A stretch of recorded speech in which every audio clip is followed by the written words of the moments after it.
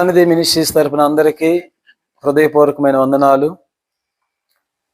ముఖ్య సమాచారం ఏమిటంటే 2025 డిసెంబర్ 15వ తారీఖు సోమవారం సాయంకాలం 6 గంటలకి గ్రాండ్ సెమీ క్రిస్మస్ సెలబ్రేషన్ ఆరాధన ఏర్పాటు చేయటం జరిగింది.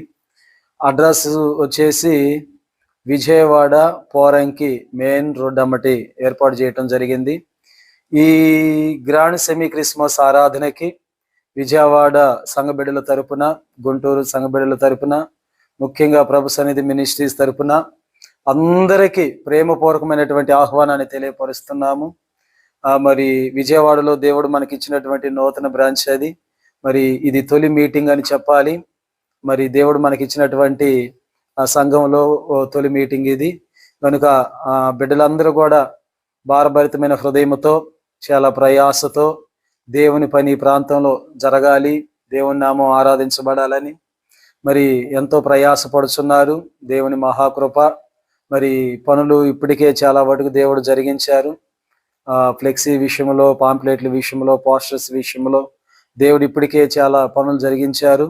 కనుక సరిగ్గా డిసెంబర్ 15 సోమవారం సాయంకాలం 6 గంటలకే ప్రారంభించబడుతుంది.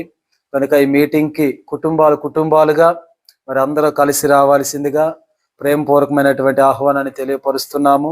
మీరు మాత్రమే కాదు, మీ చుట్టుపక్కల అనేకులను, మీ రక్త సంబంధులను, స్నేహితులను, శ్రేయోభిలాషులను మరి అందరూ కూడా గ్రాండ్ సెమీ క్రిస్మస్ ఆరాధనకి కూడి రావాల్సిందిగా తెలియపరుస్తున్నాము.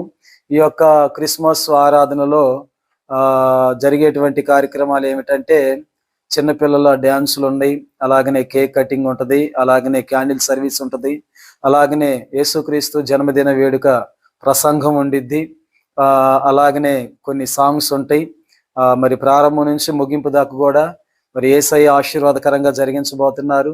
మరి ఈ మీటింగ్ నిమిత్తం మీరు ప్రార్థన చేయండి, అనేకులకి తెలియపరచండి. మరి ఈ మంచి అవకాశాన్ని ఏ ఒక్కరు కూడా మిస్ చేసుకోవద్దండి.